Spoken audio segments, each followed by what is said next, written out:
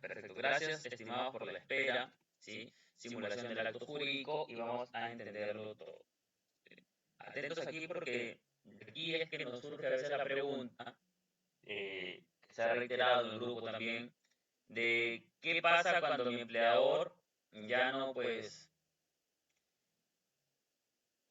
ya no tiene sus bienes, ¿no? Los ha pasado deliberadamente a otra persona, a otro, a otro dueño ahora. Pueden ser pues los bienes como patrimonio, los bienes muebles o inmuebles, ¿no? Ahora cómo lo cobramos y toda esa figura que se puede dar. Entonces vamos a verlo aquí, pero vamos a tener que entender el paso a paso de cómo se va a dar y cómo es que llegamos a ese supuesto. Es el acto jurídico, ¿no? La regulación nos indica expresamente qué es lo que es. Manifiesta es la libre manifestación, para la redundancia, de voluntad destinada a crear, regular, modificar o extinguir una relación jurídica. Artículo 140. Para que estos sean válidos, nos indica en el siguiente artículo, el Código Civil, que tiene que ser pues, los sujetos tengan plena capacidad de ejercicio, salvo los casos de excepción pues, estimadas por ley, ¿no? Como pueden ser tutela o curatela, ¿no? Para estos puedan pues dar estos actos jurídicos bajo un representante legal, ¿no? Entonces, hay que tener plena capacidad de ejercicio, salvo los casos de excepción previstos en ley. La resolución jurídica sea lícita, obviamente. No le puedo decir, Joana, te pago 1000 soles, tú vas y robas eso. Lo vamos a poner aquí en contrato, ¿no? Firma de ambas partes, y luego, pues, si yo te pago los 1000 soles y tú no lo robas, no puede ir, pues, a un juzgado y decirme, yo le pagué 1000 soles y no lo robó. O tú vas y realizas, pues, cierto acto ilícito, como podría ser sicariato, entre otros, ¿no? Entonces, de ese modo, tiene que ser un fin lícito. O pues te pago 1000 soles para que vendas estupefacientes, entre otras cosas. Tiene que darse pues de una manera con un fin lícito, porque obviamente pues si no a un juzgado no lo vas a poder llevar, pues no. No vas a poder indicarle al juez, al magistrado, eh, no se está dando de una manera correcta, no está cumpliendo con su parte del contrato y eso pues, ¿no?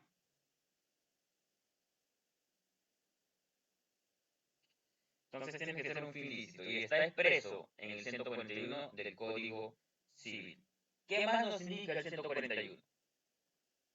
Cuando recaiga sobre bienes o servicios abstenciones que sean físicamente posibles. Nuevamente, a Joana no le puedo decir, ¿sabes qué? Te vendo ese pedazo de luna por 1000 soles, ¿no? Y luego tú me vas a decir, en un juzgado, señor magistrado, no me entregó el pedazo de luna que me indicó, me ha estafado. ¿Podrá ser eso posible? No, porque obviamente no es un bien jurídico posible, ¿no? Hubo abstenciones. Yo no le puedo decir a Débora, Débora, deja de comer 6 meses alimentos sólidos y líquidos y te pago 10.000 soles terminando terminando pues los 6 meses, ¿no? Entonces, artículo 140 es el acto jurídico. 141, los requisitos, por así decirlo. Entonces, tiene que ser, pues, también un hecho posible o no puede darse, pues, que yo le pague a Débora porque se lesione, se autolesione, ¿no? Entonces, tiene que también ser físicamente posible. Y que se cumpla, pues, esta formalidad, ¿no? Que se establece bajo sanción de nulidad. Simulación del acto jurídico. ¿Qué es la simulación? Se da una simulación, entendamos primero la palabra simular, ¿no? Es engañar a terceros, ¿no? se da con el fin de distraer, no darle pues una información real.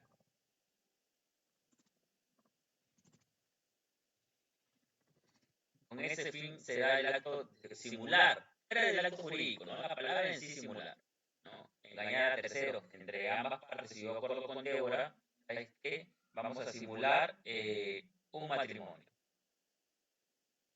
Pero para las otras personas, nosotros pues sí estamos casados, pero nosotros sabemos que en realidad es una simulación, que eso no existe.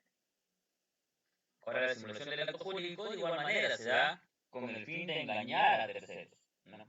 Que no siempre este engaño va a tener cierto daño a terceros, pero sí va a ser pues un engaño y la simulación no tiene que entenderse siempre como un daño. Esto es importante. No toda simulación va a dar un daño. Por ejemplo, yo puedo simular con mi hermano, con mi padre, con mi mamá, que le estoy realizando la compra-venta de todos mis bienes a fin pues de salvaguardar mis bienes en caso hay un matrimonio, ¿no? Y a raíz de un divorcio me tengan que pedir pues el porcentaje que se pide por ley. Entonces, no le estoy generando ningún daño a algún tercero, ¿no? Diferente sería que esté indicando mi patrimonio que está disminuyendo a fin de que si le debo a alguien no pueda cobrar eso, como puede ser en el caso de los ex empleadores con los ex trabajadores. Entonces, se da una simulación cuando se aparenta una relación contractual entre las partes, donde puede ser falso todo el acto jurídico o puede ser solo aparentado una parte. Entendamos, como le indicaba, que no toda simulación es un daño. Existe la simulación lícita y la simulación ilícita. Como le comentaba, ¿no? La simulación ilícita es cuando, pues, simulo pero no le genero ningún daño a un tercero. No estoy afectando contra nadie, ni generándole un daño directo a alguien. Simplemente estoy ahí salvaguardando, pues, mis bienes, ¿no? En caso de algún matrimonio fallido, se pueda, eh, pues, dar algún tipo de indemnización. Me preguntas, ¿de sea mentir, simular es legal? En teoría es legal, pero vamos a ver ahora los daños o las consecuencias que puede darte simular. Porque al fin y al cabo, una simulación solamente la van a saber las dos partes, no la van a saber los terceros en cuestión, ¿no? Solamente la van a saber las dos partes que están realizando la simulación. No la van a saber, pues, otra persona. Entonces, se tendría que demostrar la simulación. Mientras esto no se dé, ante los ojos de los terceros, ante las personas de afuera, todo es totalmente real. Pero ahora vamos a entender las consecuencias que puede traerte una simulación, ¿sí? Así que entendemos que hay una simulación lícita, ¿no? Que, por ejemplo, si Débora tiene sus bienes, tiene sus carros, todo, lo que ha logrado ella, en algún momento pues quizás va a querer casarse, pero no quiere poner en riesgo esos matrimonios.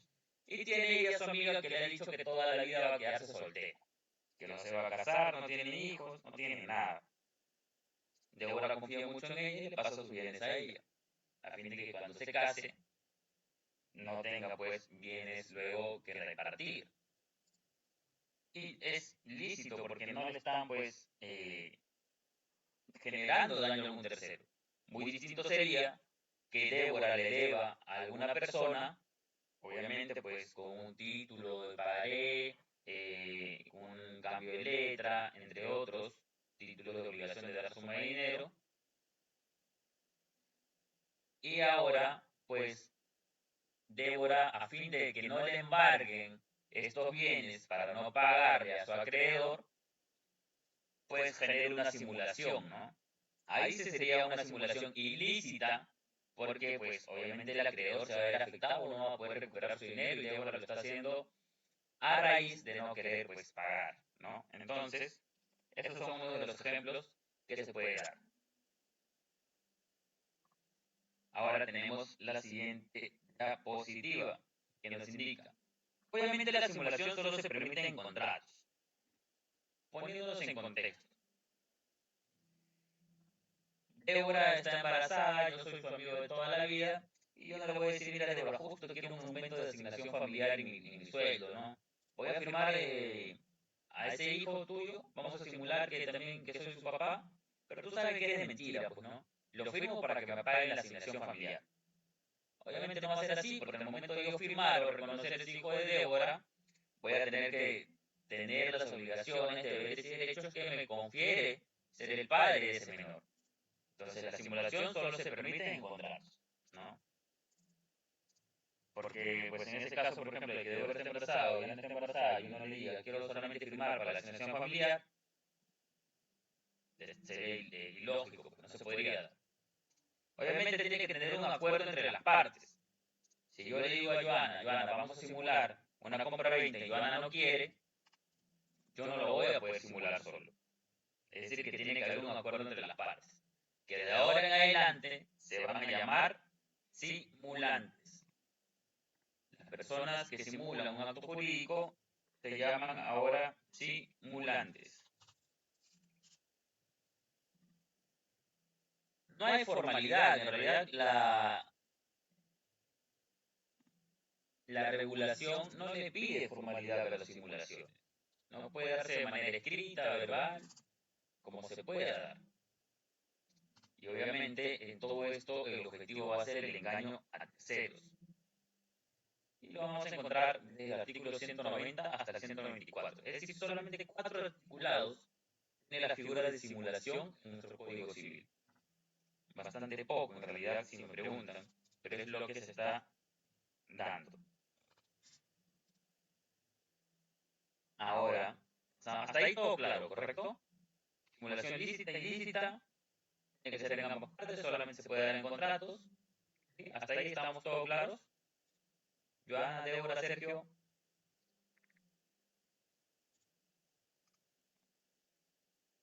Sí, perfecto. Sergio confirma, Joana confirma, Débora, perfecto.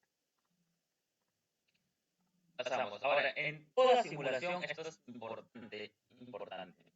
No siempre se da, pero por ahí que le llega pues un patrocinado que le indica, mira Débora, quiero pues realizar esta simulación, tú no le vas a decir pues, obviamente, mira, eso es ilegal, realizar esa simulación porque no quieres pagar es ilícita, pero si tú insistes, ¿no? Te voy a explicar las consecuencias que podría tener esa simulación.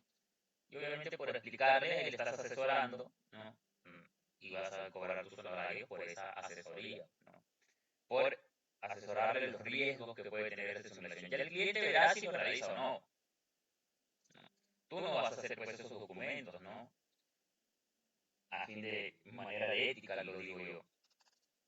Si lo realizas o no, ya es cuestión de cada uno. Pero estos son los seguros que podría tener en caso los simulantes. Vamos a explicarlo un poco. Entendemos que va a haber pues un documento real, ¿no? En toda simulación deberían de existir dos documentos. Un documento real, ¿no? Es en sí pues el acto jurídico que puede ser la compra-venta, el alquiler, la donación, entre otros. Es lo que se quiere que los terceros o las demás personas que no son los simulantes sepan. Entonces va a ser un documento público. Pero también, ¿no? Existe el contradocumento, es el documento que voy a tener yo con el otro simulante. Ejemplo, Débora y yo vamos a simular una compra-venta. La registramos, registro público, todo, pero hacemos un contradocumento en el que yo le digo a Débora, o ponemos ahí, que pues eso solamente es una simulación, ¿no? Que en cualquier caso, o por daños y perjuicios, Débora, no sé, choque mi auto, entre otras cosas, me va a pagar una indemnización, ¿no? Un contradocumento. Obviamente, como esto no es lo que queremos que se sepa, va a ser un documento privado. Ese es el contradocumento. le va a dar seguridad al 100% al ex titular, por así decirlo, al ex dueño. No, no va a dar una seguridad al 100% y eso lo vamos a entender ahora en los ejemplos, ¿de acuerdo? Pero debería darse este tipo de documentación. El documento que se va a dar de forma pública y el contradocumento de forma privada. Va a ser muy peligroso que no se den este tipo de documentación. Si en caso no tengan el contradocumento, ahora en los ejemplos van a entender por qué es el peligro de ello. ¿Cuáles son los riesgos de simular? Ahora, en la simulación existe la simulación relativa y absoluta. En la simulación absoluta, cuando todo el acto jurídico es una apariencia total. Es decir, nada de eso es verdad. Por ejemplo, Sergio, te vendo mi carro, ¿ok? Pero en realidad no es un carro, es una moto. Pero hacemos el contrato jurídico por un carro. Y al último, se está vendiendo, pero en realidad te lo dono. O sea, ese acto jurídico es totalmente simulado, pues, ¿no? Solo que se da para que quizás, o te vendo mi casa de playa, te vendo mi casa de playa, y van, ya, perfecto, pero al final te entrego mi casa de campo, ¿no? Entonces, ese acto jurídico es una simulación absoluta, a diferencia de las relativas. Y las relativas, algo es verdad, bueno, porque si todo fuera verdad sería un acto jurídico ilícito. Realmente algo es verdad. Y dentro de la relativa tenemos dos supuestos, la relativa total y la relativa parcial. ¿De acuerdo? Aquí vamos a entender lo siguiente. Existe el documento y el contradocumento, ¿correcto? Esto lo tenemos claro, ¿verdad? En la simulación relativa, esta va a ser la naturaleza jurídica. La total, la naturaleza jurídica es diferente. Por ejemplo, mi documento es de venta y mi contradocumento es de donación. La naturaleza jurídica es diferente. Entonces es una simulación relativa total. Y en la parcial, la naturaleza jurídica son iguales. Es decir, mi documento, lo que es para el público es de venta y el contradocumento en privado es venta. ¿Qué va a variar? Que lo vendí a 100 y en mi contradocumento en realidad le di 120.000. ¿Sí? ¿Entiende ahí? ¿O hay alguna duda? ¿Se entendió? Confirma Joana, Débora, Jocelyn. ¿Se entendió ahí?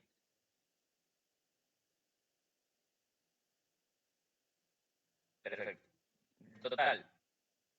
Por ejemplo, yo te digo a ti, Débora, que vamos a realizar una venta. ¿De acuerdo? O vamos a realizar una donación, que es lo que más se da. Donación. Pero en realidad nosotros estamos acordando una venta. ¿Para qué? A fin de no pagar pues los impuestos. ¿No? Pero sí, estás evitando impuestos en realidad. Tienes que pagar el 5% de cada venta que realizas. ¿Esto se da? Sí se da. Entonces es una simulación relativa total. Que la naturaleza jurídica es distinta, ¿no? Yo te hago un documento de donación, pero en realidad estamos haciendo una venta. Sí te voy a dar el bien, ¿no? Voy a dar el bien, pero no voy a pagar los impuestos. Entonces, en un contradocumento te va a indicar que yo te di tanto monto por esa venta, ¿no? Es algo que vamos a ver al final solamente tú y yo. Pero para el notario, registros públicos, es una donación. Esta naturaleza jurídica, esto de aquí, esto es la naturaleza jurídica del contrato, es distinta. Donación y venta. ¿Correcto? Ahora, una relativa parcial, yo te digo en un documento, ¿sabes qué? Vamos, te voy a vender ese bien. En el contradocumento también, la naturaleza jurídica es de venta. Pero ¿cuál va a ser la diferencia aquí? El monto. Vamos a hacer lo que lo vendimos por 100.000 para pagar menos impuestos, a mí tú en realidad me vas a dar 120.000. Entonces, la naturaleza jurídica aquí es distinta y aquí es la misma. ¿Ok? Perfecto. Ahora sí se entendió o quedó alguna duda aún.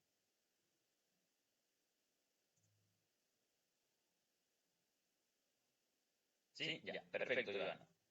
Correcto, Débora, se está defraudando al Estado porque no se está pagando impuestos, pero en la práctica pues se da, ¿no? He visto incluso que las mismas notarías hacen la donación y ahí mismo le pagan el efectivo, ¿no? Entonces se da, porque si no tendrías que sacar un cheque de diferencia, hay que pagar al Banco de la Nación el 5% de la transacción que estás realizando, entre otros.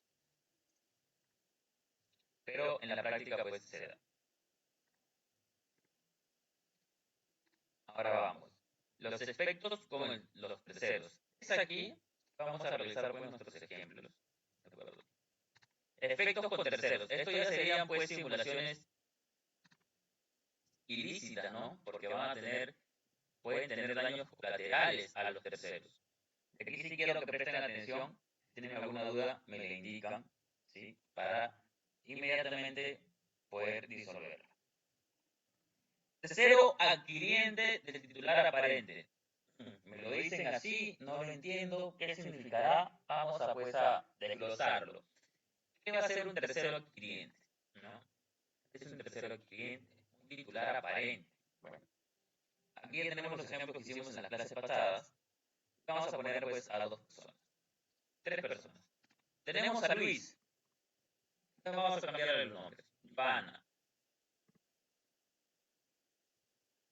Tenemos a Joana.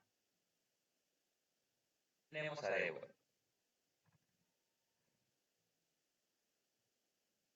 Y tenemos a Sergio.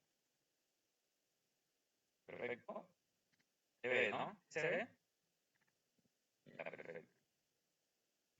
Joana tiene su casita. Joana tiene su casa.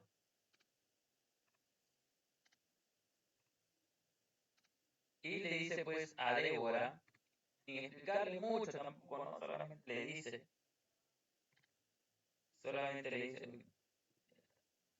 le dice, Débora, hagamos por favor una simulación de acto jurídico, porque, no sé, me quiero casar, pero quiero ver que el chico no sea interesado, ¿no? Que no sea un interesado. eh, Vamos a estar así 2 mesecitos, dame, hacemos la simulación, y luego pues ya me lo devuelves.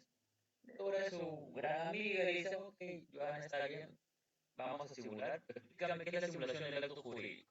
O vamos a registrarlo, vamos a hacer como si ahora mi casa fuera tuya, pero tú sabes pues que es mi casa, pues yo voy a seguir viviendo ahí, yo voy a seguir estando ahí, solamente es para papel, para que cuando la gente busque ahí en Sunato, en Sunar, registros públicos, entienda, ah, no, Joana no tiene casa, Débora es la que tiene. Débora dice, ah, bueno, está bien, no hay problema, no pregunta mucho tampoco Débora, y dice, ok, perfecto, Joana, te ayudo. Realizan la simulación del acto jurídico. Esto es la abreviación simulación del acto jurídico, ¿de acuerdo? Escriben en registros públicos. Joana, quien era la titular, deja de serlo. Entonces Débora pasa a ser una titular real, no, una titular aparente. Bueno, para ellas dos, ¿no? Ellas dos entienden que Débora ahora es la titular aparente, ¿correcto?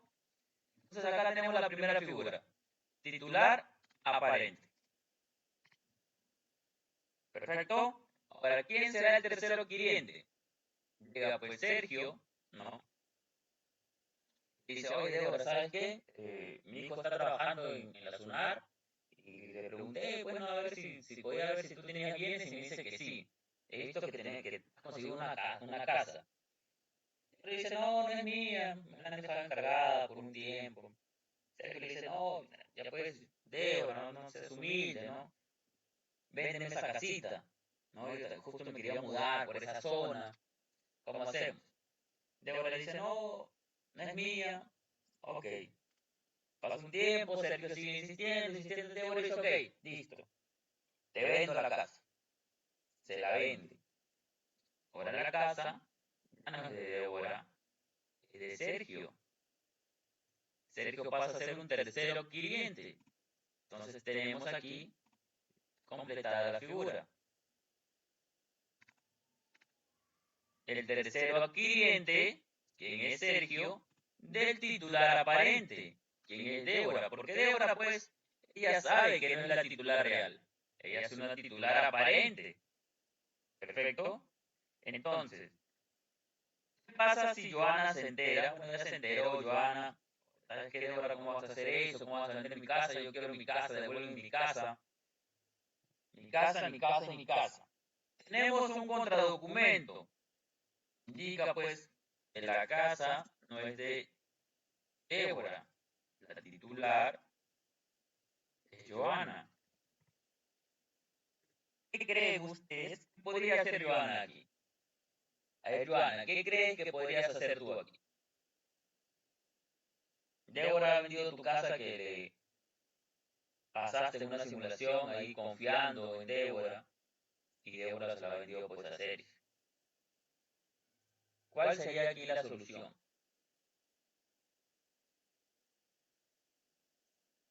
Débora, Joana, Jocelyn, ¿tienen alguna idea de qué podría darse aquí? ¿Han visto alguna figura así? Nulidad, demandar. Jocelyn dice nulidad, demandar. Joana indica que se ha visto una figura. Nulidad. A ver. Pasa aquí que normalmente pues se podría dar nulidad porque no, no sabían, entre otras cosas. Pero aquí no se va a dar, porque la figura, entonces aquí ya vamos a empezar a entender los riesgos de la simulación. La figura en la simulación con efectos en terceros te indica esta figura, tercero adquiriente y titular aparente. ¿Qué nos indica esto de aquí? Es una figura con efectos en terceros, A la persona que tenga estos tres requisitos, vamos a desglosarlos. Tercero adquiriente. ¿Quién es el tercero adquiriente? Sergio. Perfecto. ¿Es tercero adquiriente? Sí. A título oneroso. Bueno, hizo un pago por esa casa. A Débora. Entonces, a título oneroso. Perfecto. Y de buena fe. Él no sabía que había una simulación. Él le creyó a Débora que Débora era la titular. Él no sabía de la simulación.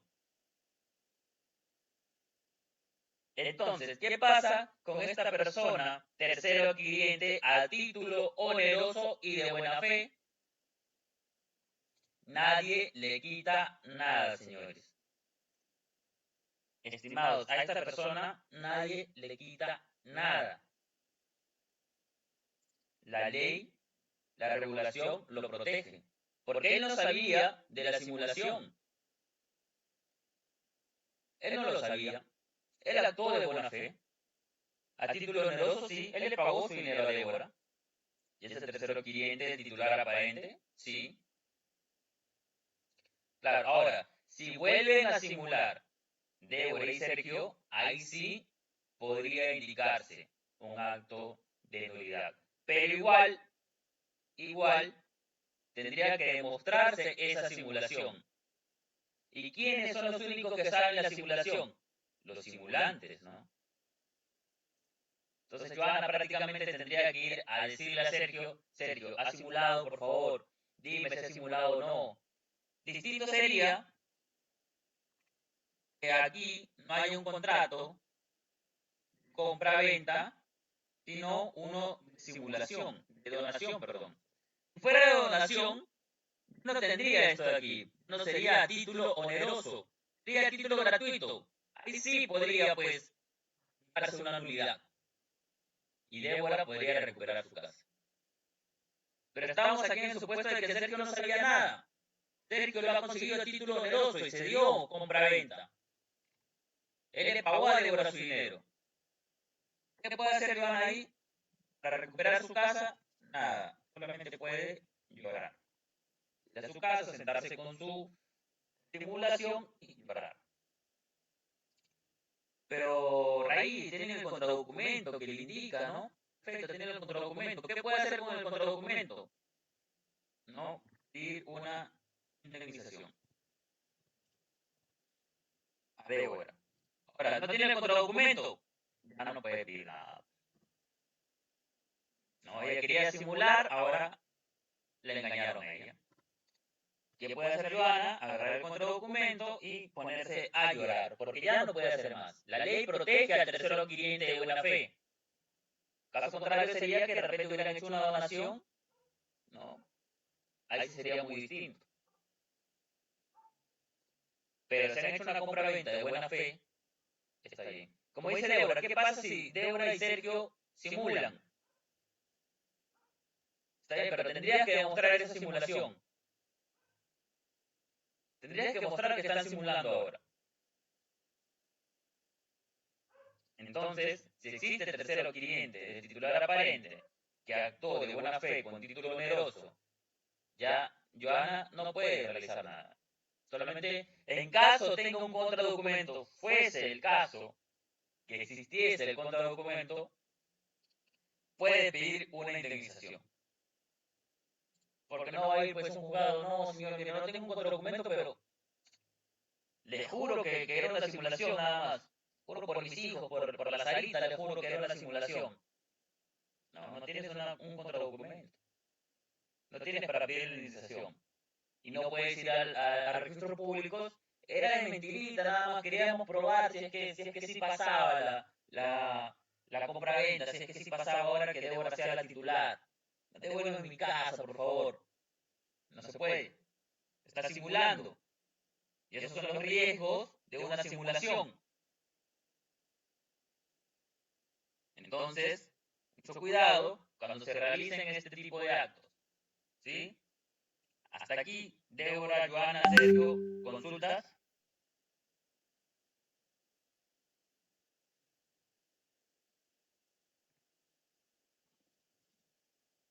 Ha quedado todo claro.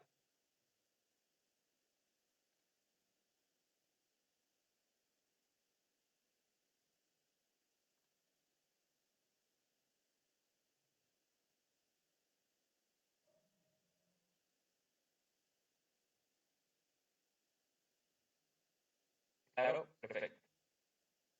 Perfecto, Sergio. Perfecto, Débora. Joana, ¿todo claro? Sí, vamos a pasar entonces a ver un momento.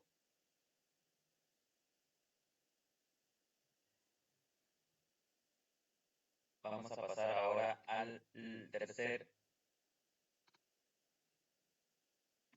efecto a terceros que nos puede dar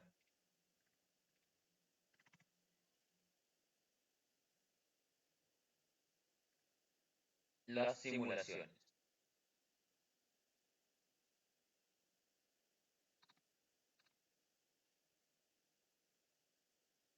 Joana, perfecto.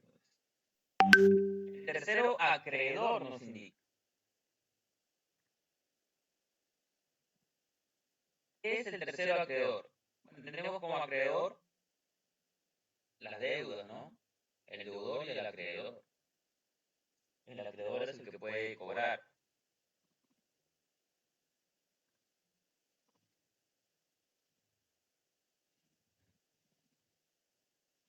Entonces, debe existir un efecto con terceros, un tercero acreedor. ¿Cómo se va a dar aquí? Nuevamente vamos con Joana,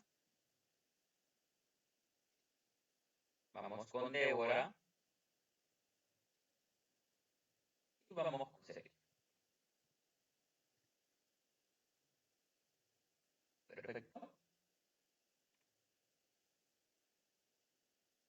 ¿Qué va a pasar aquí? Va a existir un tercero acreedor, que va a ser en este caso Sergio. Joana nuevamente tiene su casa. Vuelve a confiar en Débora a pesar de que ya le vendió una casa. dice, Débora, mira, te voy a dar otra oportunidad, vamos a simular con otra casa, porque la otra ya la vendiste, pero te voy a dar una oportunidad. Vamos a simular nuevamente un acto jurídico de que esta casa va a pasar a tu nombre. Nuevamente la vamos a pasar en registros públicos. Débora pasa a ser nuevamente una titular aparente. Pero Débora le debe dinero a Sergio. Y Sergio pasa a ser ahora el tercero acreedor. Sergio, como Débora le debe dinero todos los días, cada mes, a buscar pues, en registros públicos, ¿no? Si Débora está comprando algo, quizás un carro, una casita, y se entera, pues se da cuenta que Joana le ha pasado una casa a Débora. Obviamente ellas han simulado, pero para Sergio, Débora se ha comprado una casa, pues no. Entonces le va a decir, ¿sabes qué, Débora? Te debes dinero. Y te estás comprando casas. Bueno, tengo un pagaré aquí, tengo un título para ejecutar de obligación de dar suma de dinero. Y te doy hasta el día 20 para que me pagues. Si no, voy a ir a las entidades judiciales. A pasar esto a vía judicial, Débora. Débora no sabe qué hacer porque obviamente ya no se ha comprado la casa, pues no está simulando con Joana. Tampoco le dice nada a Joana, pues no. Llega el día 20, notificación y Sergio demanda. Demanda con una medida cautelar a la casa que no es de Débora, es de Joana. Pero bueno, en registros públicos, Débora es la titular, ¿no? Medida cautelar, sentencia, remate judicial. Sergio ya pues ya cobró su casa. Ya cobró lo que le debían. Sergio está contento. Nada más que hacer con Sergio, con él no es. Sergio ya cobró con remate judicial. ¿Qué puede hacer ahí Joana? Nuevamente no puede hacer nada. Porque no va a indicar, pues Joana, en ese remate judicial, quien venga a comprarlo, ¿no? Puede ser pues ahora Jocelyn, ¿no? Jocelyn ha ido al remate judicial sin saber los problemas que ellos tienen, pues, ¿no? Jocelyn ahora es un tercero adquiriente con un título oneroso de buena fe porque ella no sabe si están simulando, si no están simulando. Ha comprado la casa que era de Joana en primer lugar. Entonces, Jocelyn ya nadie le va a quitar nada. Ya se dio el remate judicial, Sergio ya cobró su dinero porque era un tercero acreedor. Nuevamente vino otra vez el problema con Joana y Débora. Si tienen un contradocumento, Joana puede pedir una indemnización. Pero su casa ya no la va a poder recuperar. Solamente nuevamente le queda a Joana llorar y llorar. Porque son los riesgos de la simulación. Dice Débora, si lo pongo como patrimonio familiar en la simulación. Puedes ponerlo, pero igual, si es un bien y se pone alguna medida cautelar, va a ejecutarse sobre el bien.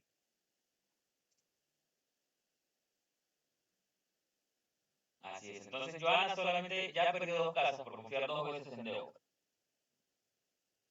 Y Sergio es ahora el que tiene más casas. Bueno, Jocelyn tiene la segunda casa. Entonces, estos son los riesgos de realizar simulaciones.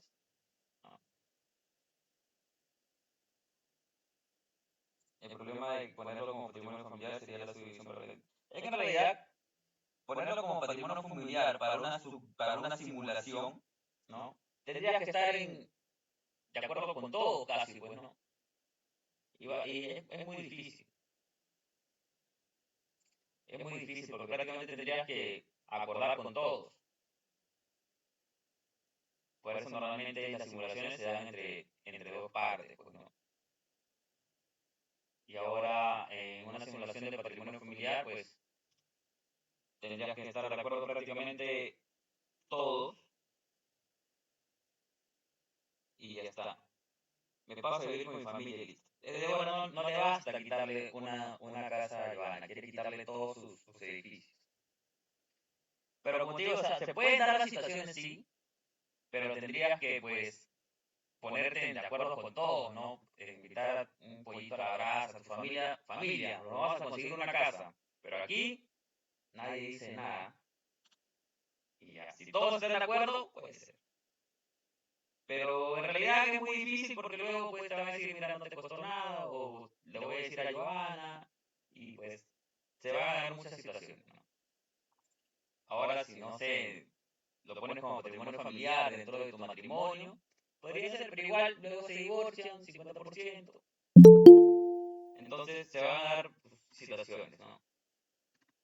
Pero si tú puedes simular un acto jurídico que se vea real, lo puedes hacer, porque la simulación solamente lo vas a ver entre los simulantes, ¿no? Yo no lo voy a saber, no lo va a hacer Joana, no lo va a hacer Sergio, solamente los simulantes. Es decir, para todo el mundo, de puertas afuera, tú vas a ser la dueña, o viceversa, ¿no? Con quien hagas pues la simulación. Entonces, es así. Pero Débora no se ha quedado tranquila con dos casas y ahora le quiere quitar pues todas sus casas a Joana y quiere pasarse a vivir con toda su familia incluso. No tiene límite Débora. Entonces aquí tenemos ya dos situaciones con efectos terceros. ¿Hasta aquí ha quedado todo claro o hay alguna duda? Jocelyn, Joana, Débora, Joana, perfecto, ha entendido Joana, Jocelyn, perfecto, Sergio, perfecto, y Débora, pues Débora ya está creando otras situaciones, así que ya Débora más que entendido. Débora ya está viendo a con quién simular. Ya. Entonces, ya creo que Débora ya está ya en este nivel de derecho civil, pero al máximo. Entonces, pasamos a esto de aquí. Tercero acreedor de la enajenante aparente. Esto es lo que nos puede interesar en derecho laboral, porque esto es lo que se da, ¿no? El empleador empieza a vender sus cosas, supuestamente porque ya va a darse la quiebra y al final pues no pagarle a sus empleadores. Nuevamente Joana está acostumbrada, ya tiene 20 casas, ¿no? Débora, Sergio.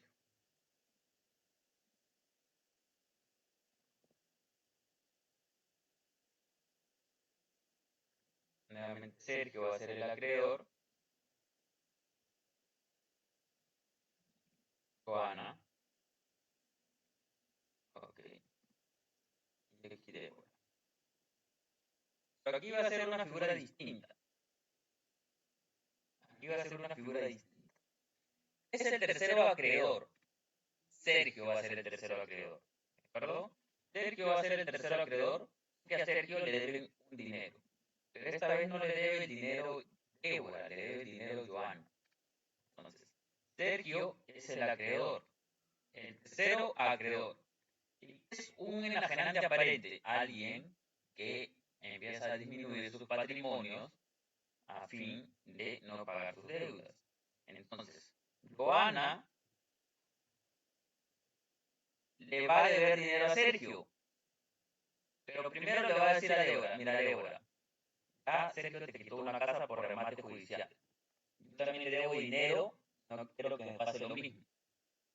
Pero como tú ya le pagaste, entonces tú ya no le debes nada. Ahora Joana es la que le debe y le va a pasar su casa a Débora en una simulación de acto jurídico a fin de qué? A fin de que Sergio no pueda activar una medida cautelar contra la casa de Joana, porque Joana es quien le debe. Entonces, igual pagan registros públicos, Débora pasa a ser la nueva titular aparente Sergio debe, o a Sergio le deben, pero ahora Sergio, cuando quiera activar una medida cautelar, porque él sabe, pues, ¿no?, que la casa es de Joana, cuando quiera activar una medida cautelar,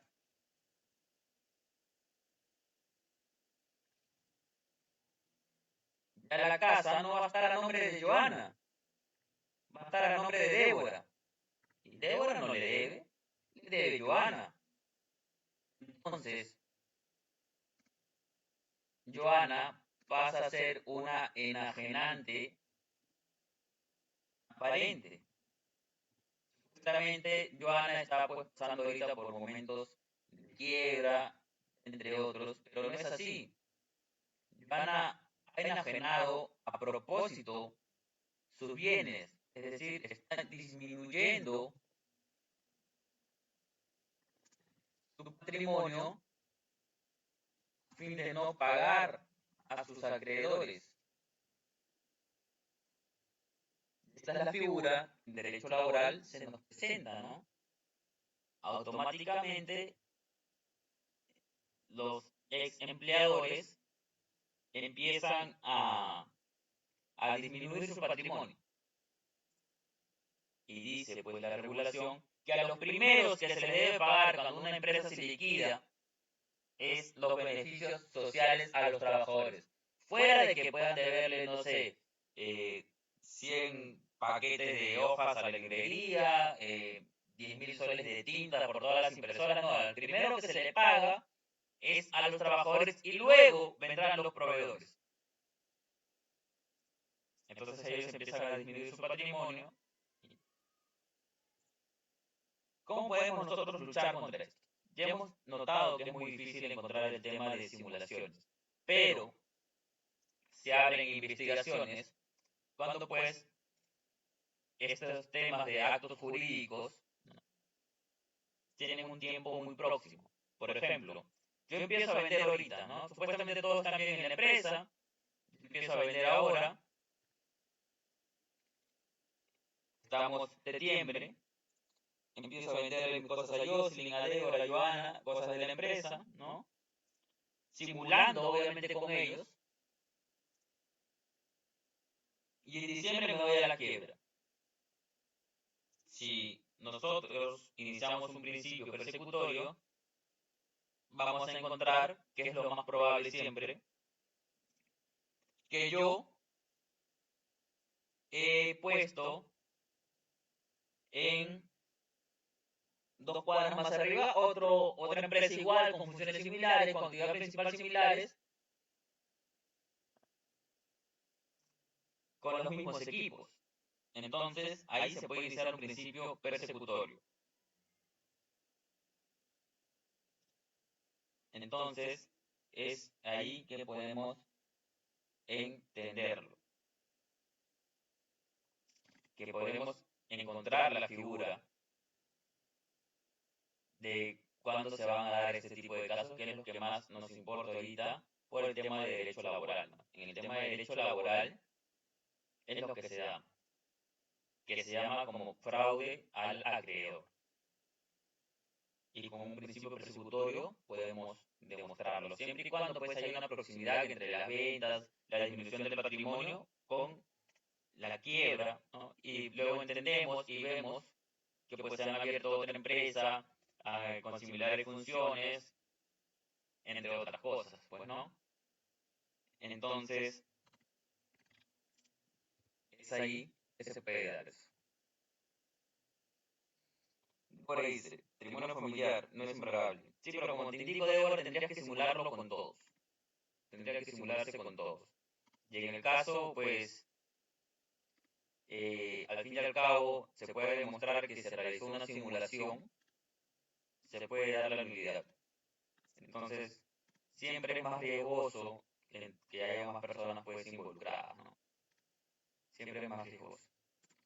Pero un patrimonio familiar es embargable, pero si se da nulo el acto jurídico, obviamente regresa todo desde cero, ¿no? Y entonces tenemos nuestro caso de tercero acreedor del enajenante aparente. Enajenante aparente porque entendemos pues que obviamente lo está haciendo a propósito, ¿no? Entonces ahí se nos va a dar la figura de fraude a los acreedores o acción poliana, como se conoce. Aunque es un poco más extenso, ¿sí? Pero es básicamente eso. Es cuando el acreedor disminuye a propósito sus, sus patrimonios, sus bienes, a fin de no pagar, ¿no? No pagar, obviamente, a su acreedor, ¿no? Que con título ejecutorio puede ser pues una sentencia, podría terminar por quitarle estos bienes, pero tendríamos que también demostrarlo, ¿no? Hemos dicho que todo lo que se dice tiene que ser demostrado, de lo que se acuse tiene que ser demostrado.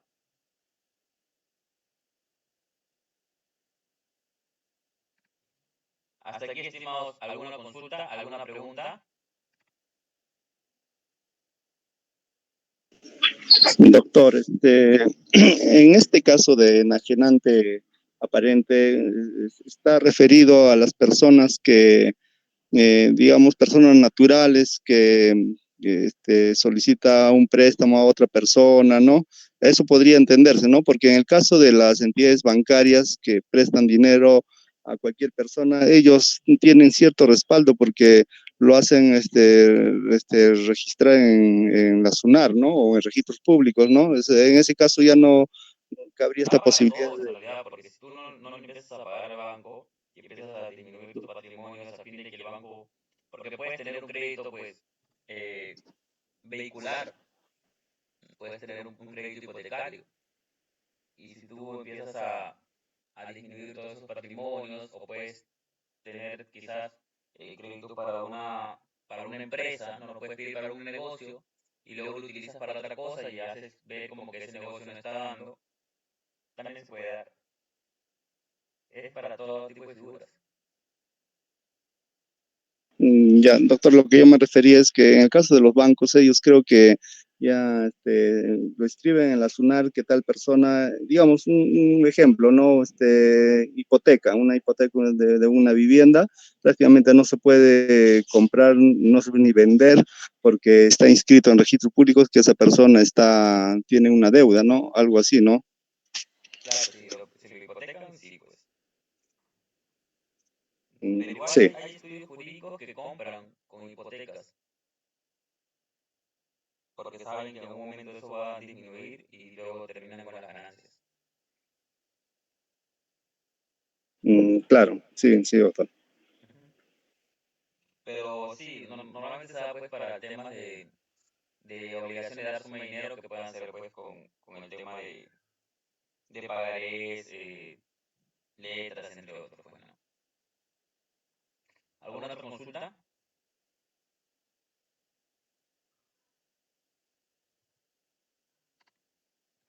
O claro, estimado, son tres figuras para los efectos a terceros.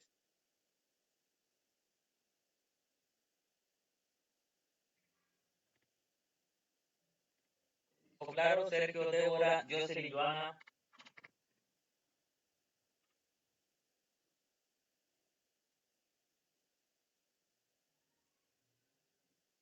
Perfecto, Joana, Débora, ¿todo claro?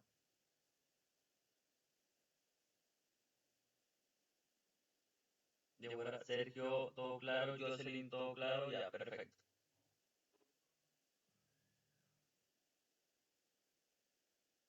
Entonces, vamos a ver el tema de demandas.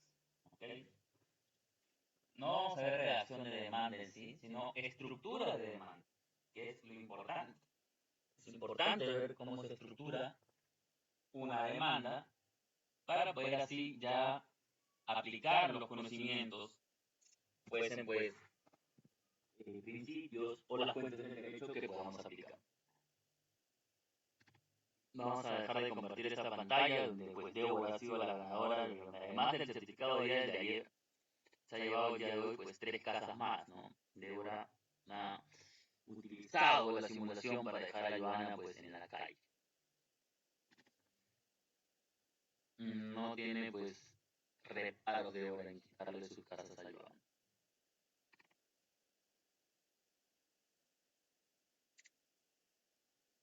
A ver, me confirman cuando se vea el área positiva, por favor.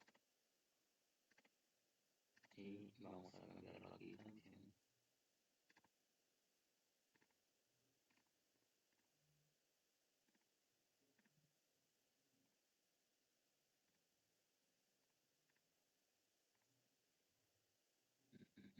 Ya, se ve, me dicen ahora sí, perfecto. Listo. Demanda.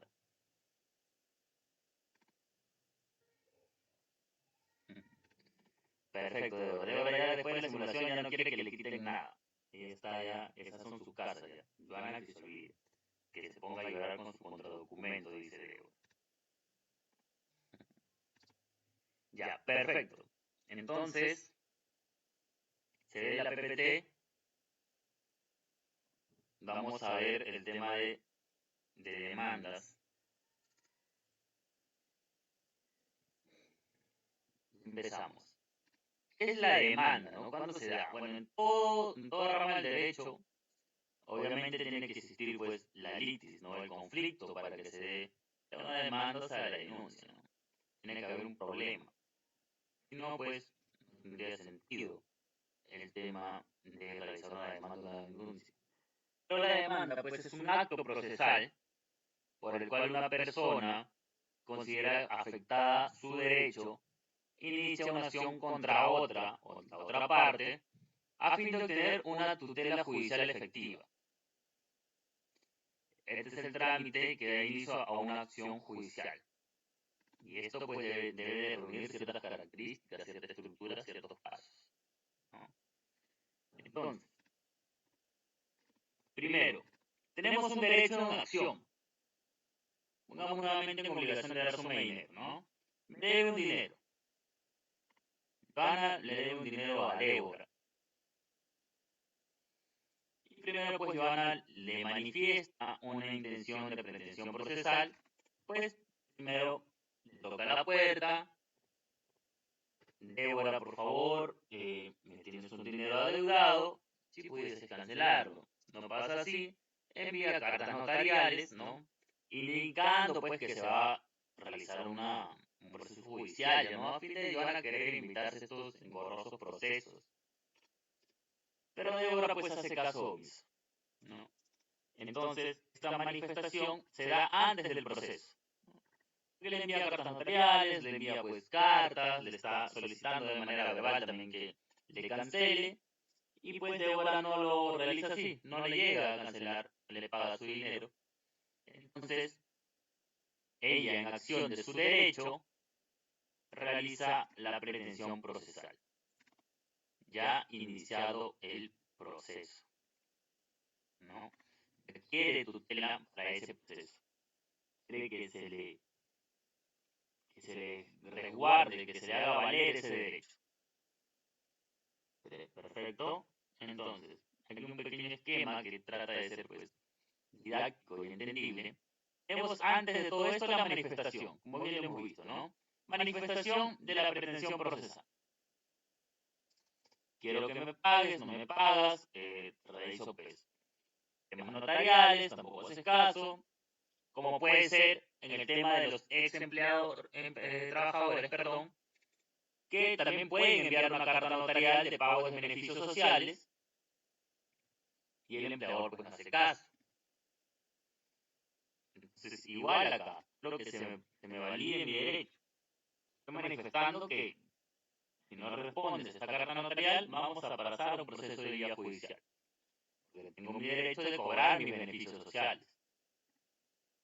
Y pues no pasa así. Tengo mi derecho en acción, inicio mi demanda, que puede ser escrita o en documento, ¿no? Y manifiesto mi voluntad. ¿Cuál es mi voluntad? Que se me tutele ese derecho que yo tengo, que se dé acción de ese derecho. Manifiesta la voluntad del demandante. Obviamente una manifestación de voluntad porque nadie te obliga a hacer una demanda, pues, ¿no? Tiene que ser de propia, voluntad propia. No se obliga a hacer una demanda, es de voluntad propia. Y pues pido mi tutela jurídica, ¿no? Hay demandas o hay formas verbales, sí, por ejemplo el habeas corpus se puede dar pues, de manera verbal, ¿no? Pero aquí nos vamos a centrar en escritos documentos. Entonces, tengo la manifestación, tengo mi derecho, puedo ejercer en acción, realizo mi demanda, ya no es manifestación procesal, ya es un proceso. Manifiesto mi voluntad porque nadie puede obligarme a interponer una demanda. Soy el demandante que pido tutela jurídica.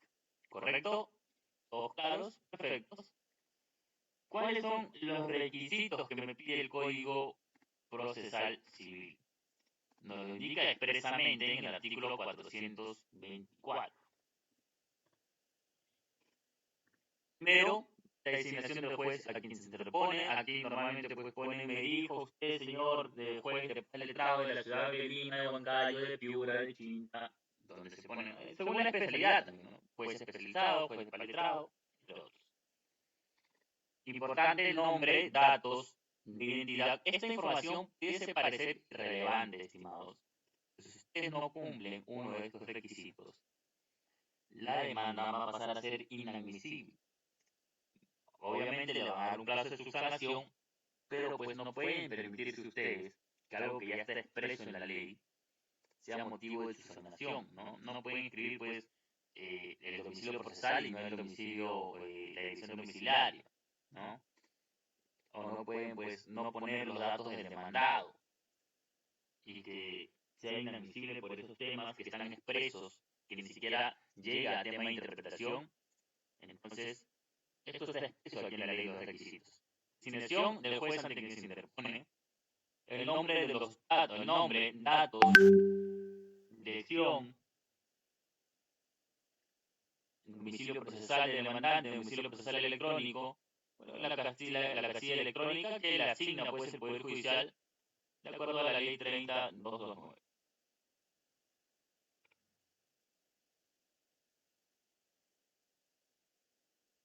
El nombre y dirección domiciliaria del representante o apoderado del demandante no puede comparecerse por sí mismo, ¿no? En este caso sería el tema de tutelas, cuartelas, entre otros. Los datos ahora del demandado. Si no se tiene la dirección bajo declaración jurada o bajo juramento expreso, se entenderá prestado con la presentación de la demanda.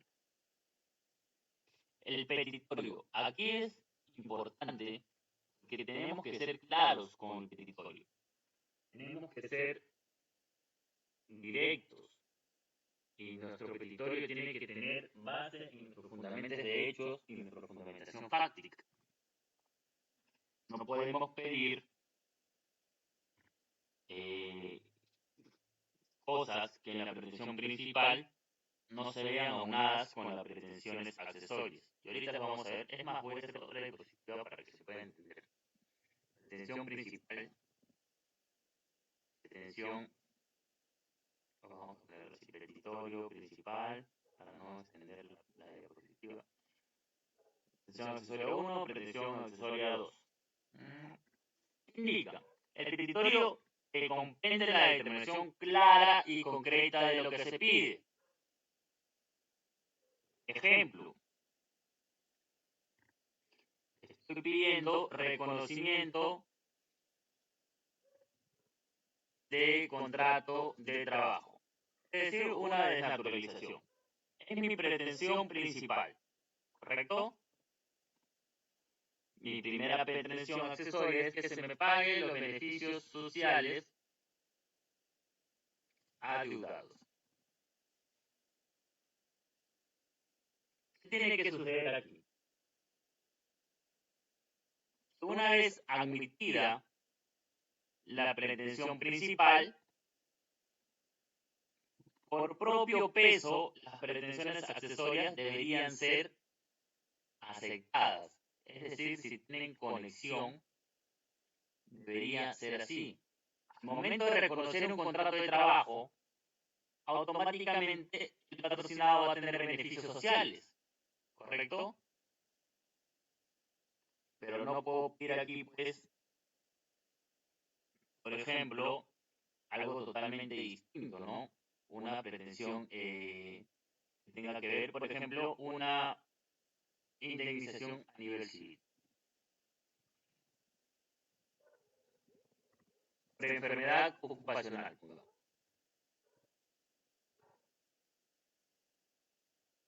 ¿Qué pasa aquí? Al momento de reconocerle el contrato de trabajo, automáticamente se le reconocen los beneficios sociales. Eso automáticamente le hará que por reconocer el contrato de trabajo, automáticamente tiene una enfermedad ocupacional. No, no se va a dar así.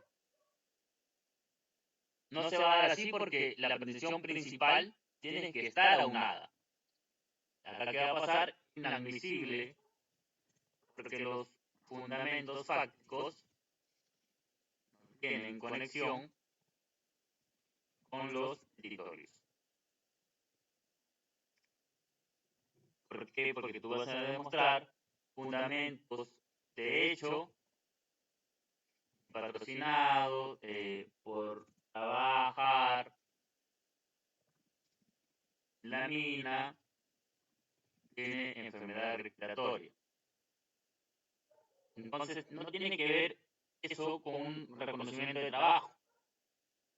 Entonces, por poner solamente este petitorio, se va a declarar inadmisible. Entonces, es mejor ponerlo de lado y ahí el reconocimiento de trabajo por su propio peso va a caer los beneficios sociales. ¿Se entendió ahí? ¿Quedó claro? Se declara inadmisible cuando no concuerdan los petitorios, cuando el petitorio principal o las pretensiones accesorias no tienen que ver con el petitorio principal. O que el petitorio no tenga nada que ver con las fundamentaciones de hecho y de derecho. ¿Sí se entiende, Joana? Ya, perfecto. Débora, ¿se entendió? Sergio, Jocelyn,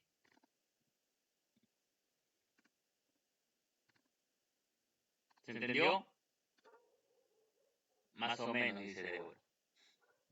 Ok, igual ahora vamos ahora nada más. No vamos a hacerlo luego. Tengo dos pretensiones principales. Solamente una pretensión principal, las demás son accesorias. A ver, por acá debo tener algo.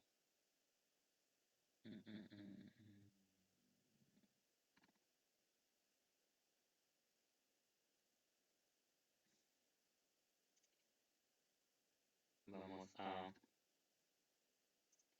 ponerlo aquí. Ya, a ver, vamos a dejar de compartir un momento para que se entienda bien eso de las pretensiones. Y me confirman cuando se vea, por favor. ¿Se ve el documento de Word?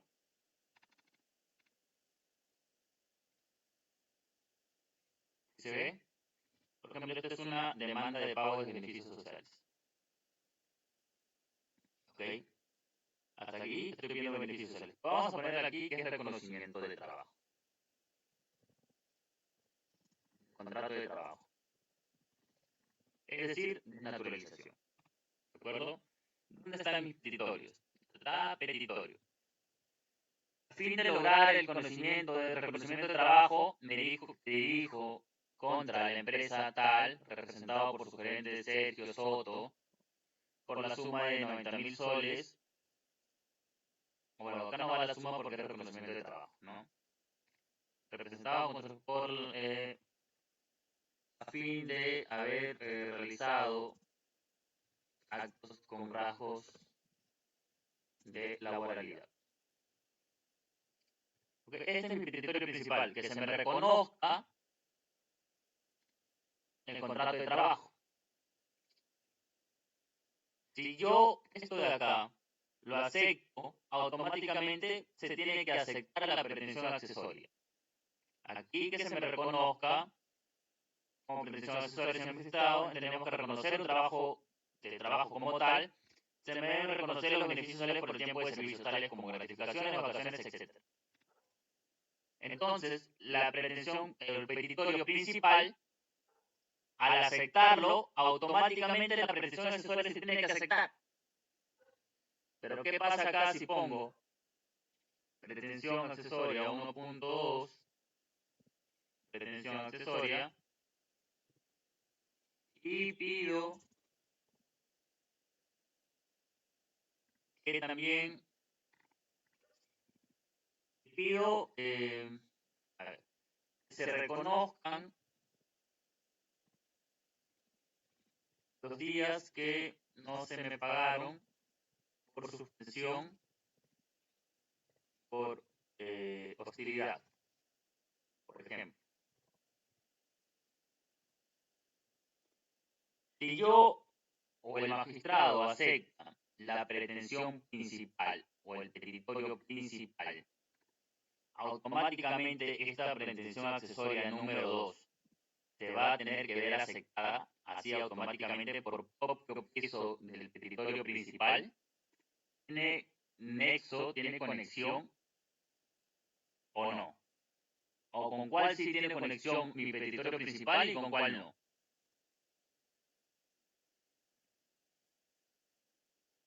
¿Cuál está bajo la misma bajo el mismo lineamiento? Si yo reconozco un contrato de trabajo, automáticamente tengo beneficios sociales. Pero si el magistrado me reconoce el contrato de trabajo, automáticamente se me tienen que pagar estos días por cese de hostilidad o por suspensión por hostilidad. Claro, sería solo el primero, ¿no? Igual, si pido acá indemnización por enfermedad ocupacional, ¿tiene que ver? ¿Tienen que ver los tres petitorios ahí? No, ¿verdad? Entonces, eso es. Que he visto muchos casos inadmisibles porque las pretensiones pues quieren pedir todo. Quieren pedir todo en el momento. Y no es así. Ahora, lo que sí puedes pedir es, no sé, en caso de una indemnización, darle pues 90.000 soles si quieres. Y ya el magistrado dirá, no, te lo bajo a 70. Es ahí, ¿no? Porque son sumas incuantificables. Pero no va la enfermedad ocupacional, entonces se va a ver inadmisible. Entonces, si me preguntan, en este caso, ¿puedo solicitar la reposición? Si tienes un contrato de trabajo, es solicitar la reposición siempre y cuando hayas actuado dentro de los 30 días. Si ya pasó los 30 días, ya no puedes solicitar ni reposición ni indemnización por despido arbitrario. Tal cual como explicamos los plazos al comienzo. Entonces, es aquí tenemos que tener cuidado con la pretensión. La pretensión sería igual, podría ser la segunda, ¿no? Reconocerse que al actuar dentro del plazo establecido y reconocerse un contrato de trabajo,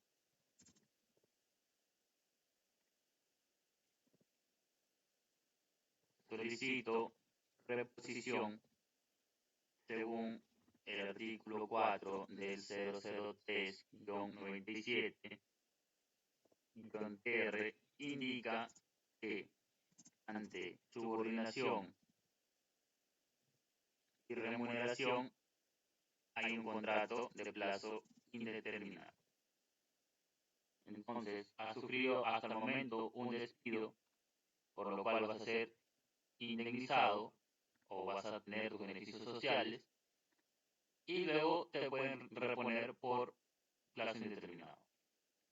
Entonces, reconozco que es contrato de trabajo, también pues le doy la facultad que pueda tener la reposición y luego pues, su pretensión de beneficios sociales. Tienen conexión. Entonces, eso es lo que creo que entiendan. Las pretensiones tienen que tener conexión. La principal con las accesorias. Es decir, al aceptar la principal, las accesorias por el propio peso tendrían que ser aceptadas. ¿De acuerdo? Ahora sí quedó claro, Débora.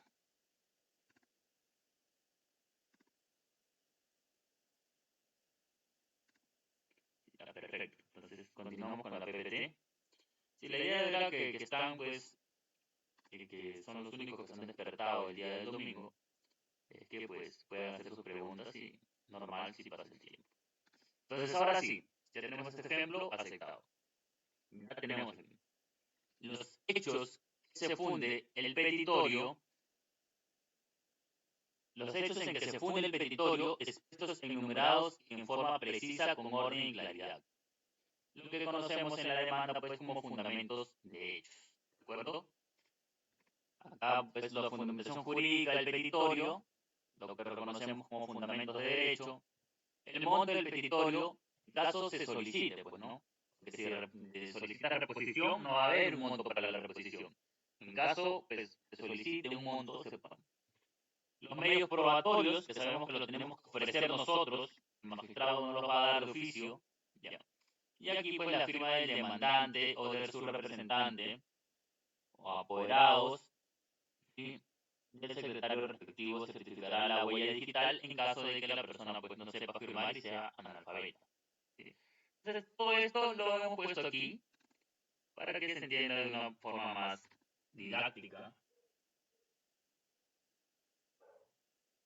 para que se entienda de una forma más práctica, ¿no? Esto igual lo van a tener ustedes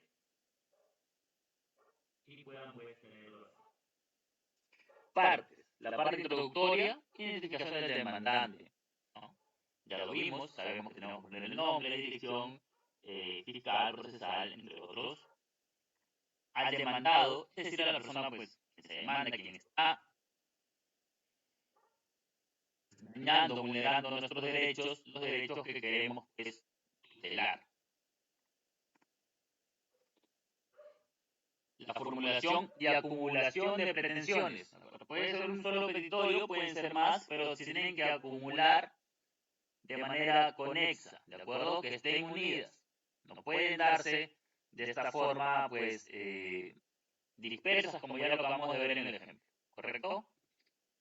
Entonces, obviamente aquí tiene que haber dos partes porque tiene que existir la litis, tiene que existir el conflicto, si no, en todo caso, pues, no se va a demandar.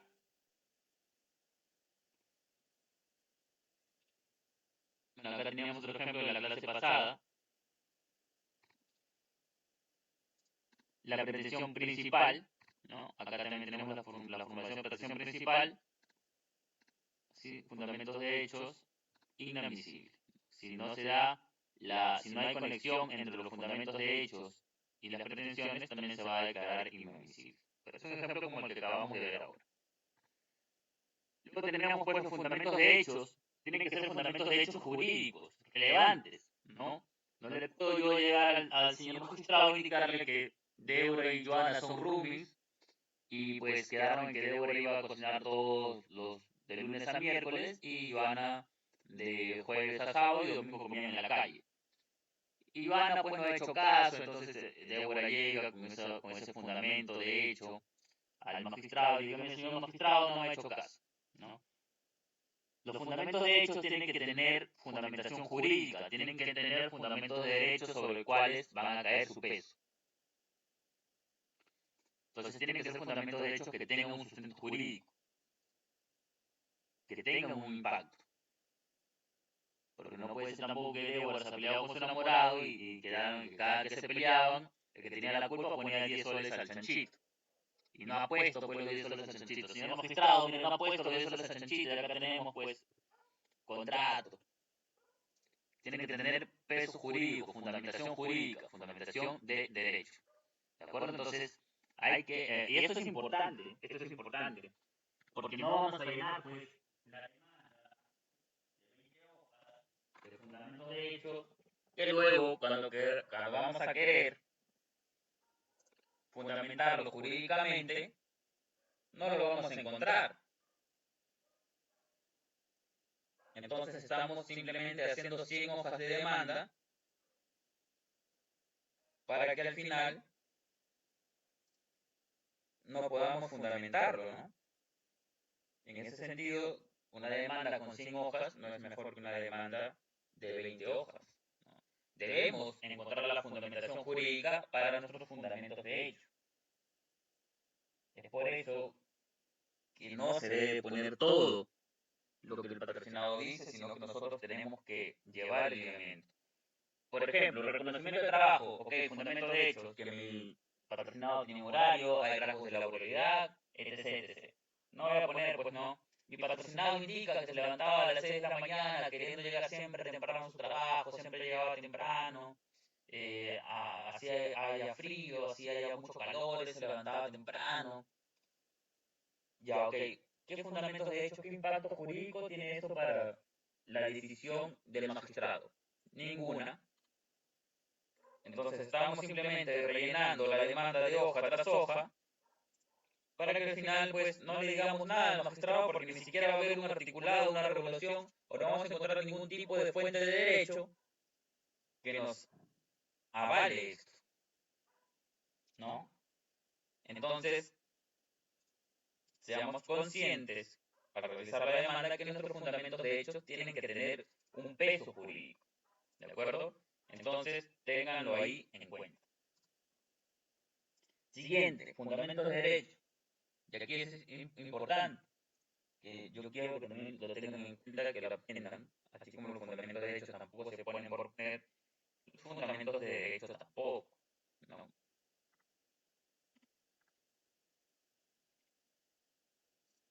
Aquí tenemos el ejemplo, ¿sí?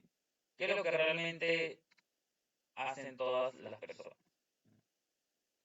Incluso en los modelos que yo tengo, los dejo así nada más y luego los completo. Reconocimiento del contrato de trabajo, ¿no? En el artículo, vamos a poner articulado supuesto, ya en el artículo 4, allá, y fundamentos de derecho son artículo 5 de la Constitución del Perú, artículo 8 del Código Procesal Civil, artículo o decreto supremo de régimen minero, y es todo lo que se pone, y es todo lo que indica. Fundamento de derecho tiene que darle peso a tu fundamento de hecho. Tu fundamento de derecho tiene que darle sentido a tu fundamento de hecho. Entonces, el artículo 5 de la Constitución Política del Perú, ejemplos, ¿ok? Indica que hay rasgos de que si hay rasgos de laboralidad,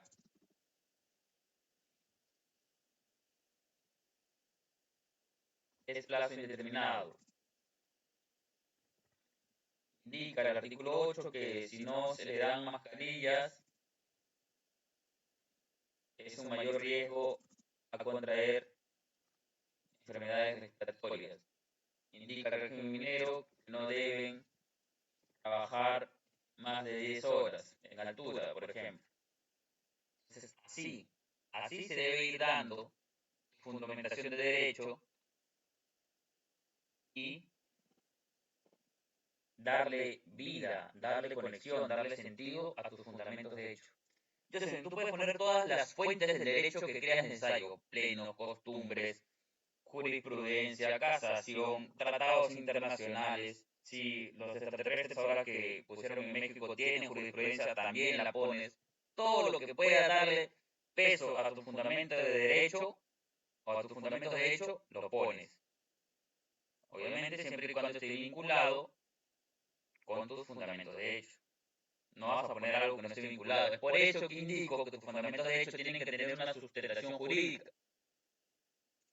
Porque no vas a poner, como vuelvo a repetir, mi patrocinado se levantaba a 6 de la mañana y ya, y el magistrado va a decir ya, y en qué artículo, en qué resolución, qué costumbre indica que pues es maltrato que una persona se levante a las 6 de la mañana a trabajar. O en qué me ayuda eso a reconocerle un trabajo. A menos que sea el horario de trabajo, ¿no? Pero si no es el horario de trabajo, ¿qué tiene que ver eso? No, y te vas a matar buscando articulados, fuentes del derecho, cuando no lo va a ver porque simplemente estás rellenando la demanda de fundamentos de hechos que no tienen peso jurídico.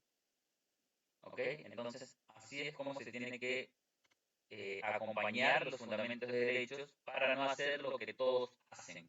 Ahora vamos a abrir luego la demanda y vamos a verlo también.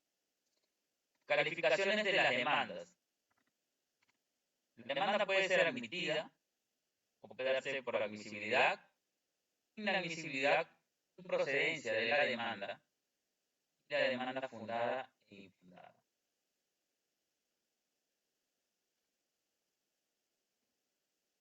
Admisibilidad. ¿Cuándo se va a dar la admisibilidad? La admisión es el acto por el cual el juez acepta la demanda presentada y ordena darle pues el trámite correspondiente.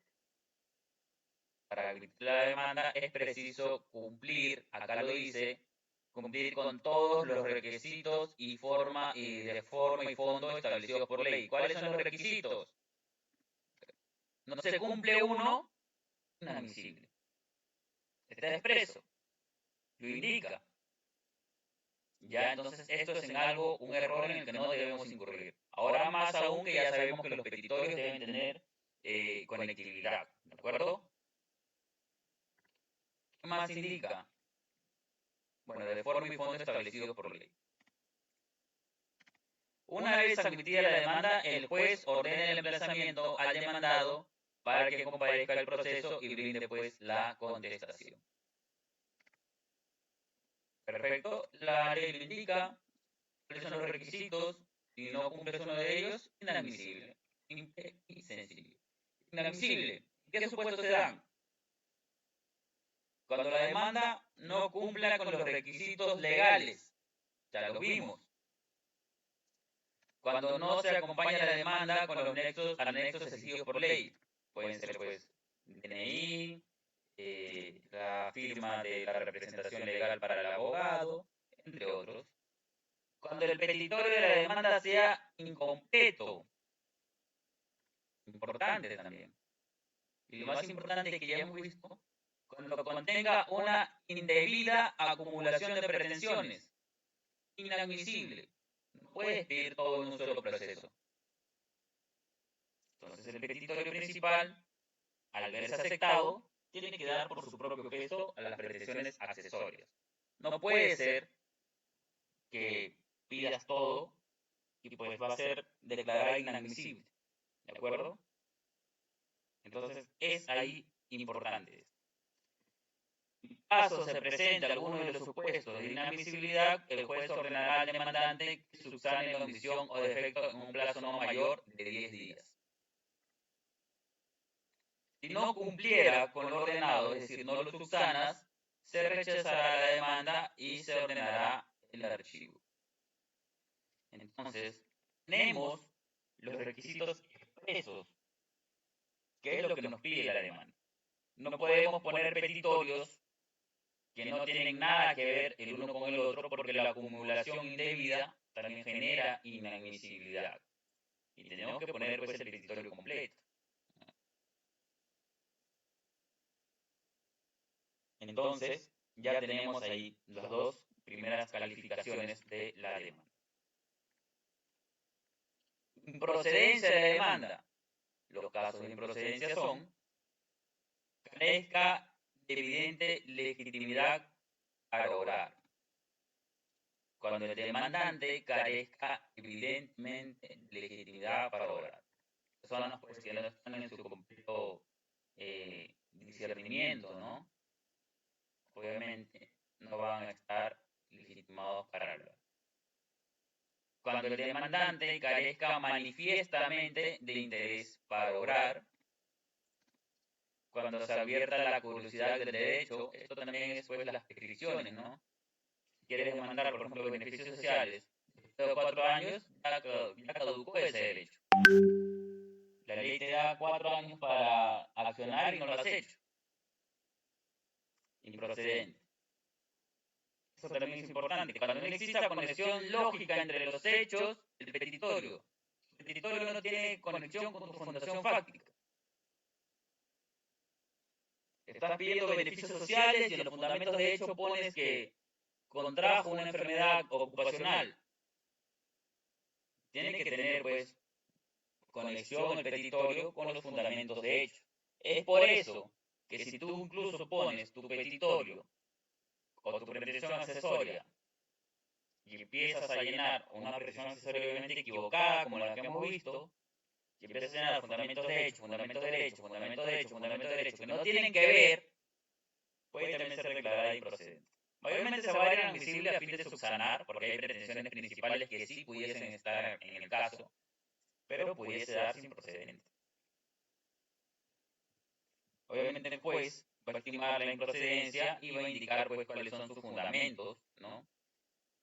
Y la declaración de improcedencia es apelada, el juez pondrá un conocimiento del demandado el recurso interpuesto. La resolución superior resuelva en definitiva la improcedencia, va a producir el efecto pues para el demandante y el demandado, para ambas.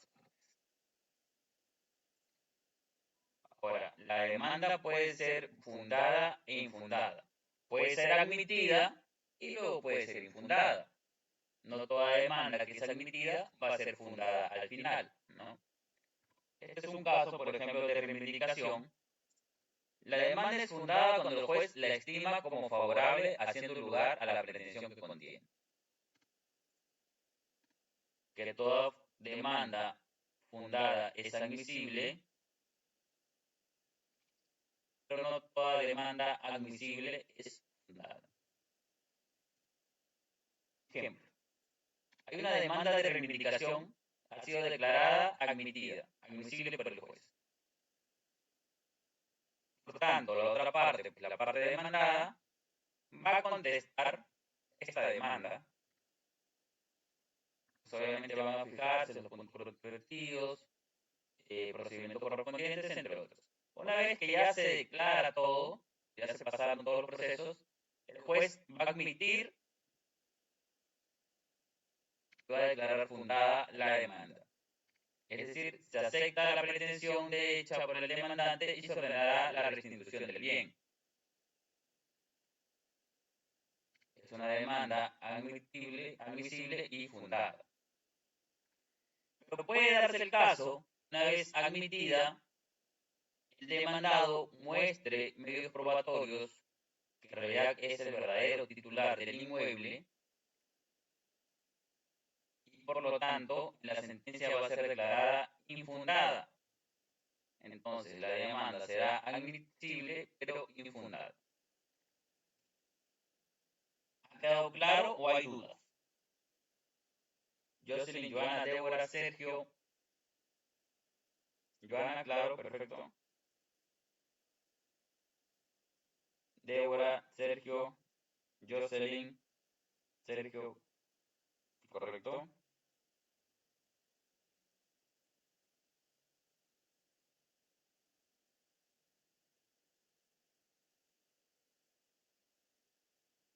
¿No hay dudas? Va a depender del proceso. Puede ser sumario, ordinario, pueden dar 5 días o 10 días. Va a depender del proceso.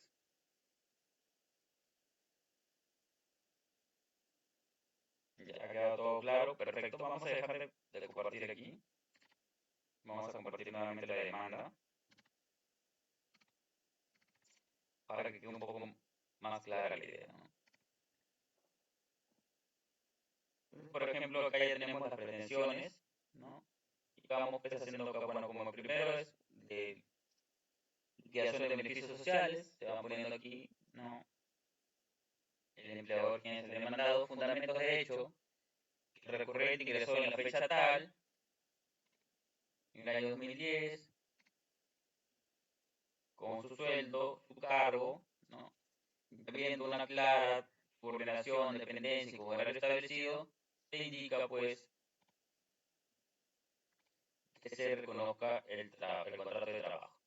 Fundamentos de hechos claros, no hay nada que no se tenga que poner, está todo claro, no hay nada de más, no hay nada que pues el magistrado indique, pero ¿por qué me pones eso? Si eso no tiene nada que ver, está claro, ¿no?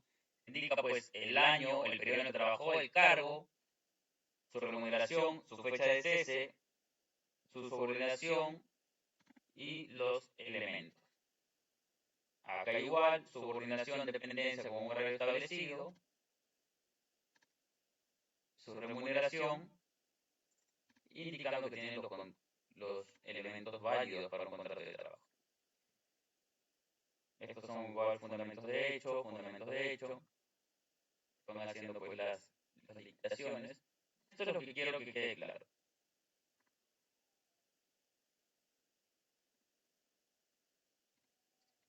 Normalmente ponen hasta aquí, artículos 23, 24 y 27, pertinentes a la Constitución Política del Perú, ¿no? Esto está hasta acá. Esto queda aquí. Esto queda aquí. Esto queda aquí. Esto queda aquí. Así ponen los fundamentos de derecho. Prácticamente aquí lo estás mandando otra vez. Aquí estás mandando otra vez al magistrado a leer nuevamente. Nuevamente aquí también a leer. Y el magistrado tiene la potestad de interpretar la ley a su manera, bajo el principio de que tráiganme los hechos que yo sé de derecho. Entonces, lo que yo indico, por ejemplo acá, artículos 23, 24 y 27 pertinentes a la Constitución, indican tal y tal, y solicito se aplique en su medida a favor de mi patrocinado. No lo estás mandando a leer todo. Igual acá, igual acá. En su artículo tal, indica tal y tal, solicito se aplique en su medida a mi patrocinado. Entonces voy direccionando yo la idea que deseo que el magistrado interprete. Y ya no lo mando a leer pues tampoco otra vez nuevamente todo el reglamento, ¿no? Le voy direccionando qué es lo que deseo que interprete con estos fundamentos de derecho. Este es el legislativo 113, pero ¿qué artículo? Artículo tal indica tal y tal, solicito se aplique en su medida, en favor a mi patrocinado. ¿Estás rellenando de cosas que no son? No. Estás indicando los fundamentos de derecho que tú deseas que se apliquen. Ley 27, tal y tal, tal y tal, y así sucesivamente. Bueno, acá es el monto petitorio, ¿no? En caso tenga que poner, no en todos los casos. Acá, según las ORPs, van a ser proceso abreviado, sumario, ordinario, entre otros. Y los medios probatorios que ya sabemos que el magistrado de oficio no nos lo va a dar, tenemos que llevarlo. Una constancia de trabajo, en caso hubiese, ¿no? El libro de planillas del pago que se puede dar, en caso tengamos boletas de pago, ¿no? Y los anexos. Copia nacional del DNI, la constancia de trabajo, y así podemos poner pues, los anexos que se vayan dando, ¿no? Por ejemplo, boletas de pago, 1.d, que puede ser el anexo tal, entre otros. Entonces, y al último, pues, la representación que va a hacer por el abogado. La firma del demandante y sello del abogado. Entonces, eso es lo que les estaba queriendo decir con los fundamentos de derecho. ¿Alguna duda hasta ahí, estimados? ¿O hasta ahí todo claro?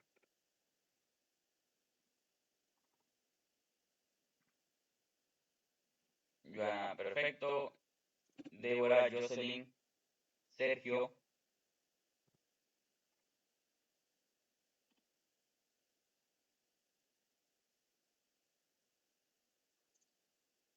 Claro, dice Débora, Jocelyn, Sergio. Si tienen alguna duda, háganla porque este ya es el último tema. Y si tienen alguna duda, la pueden realizar ahora.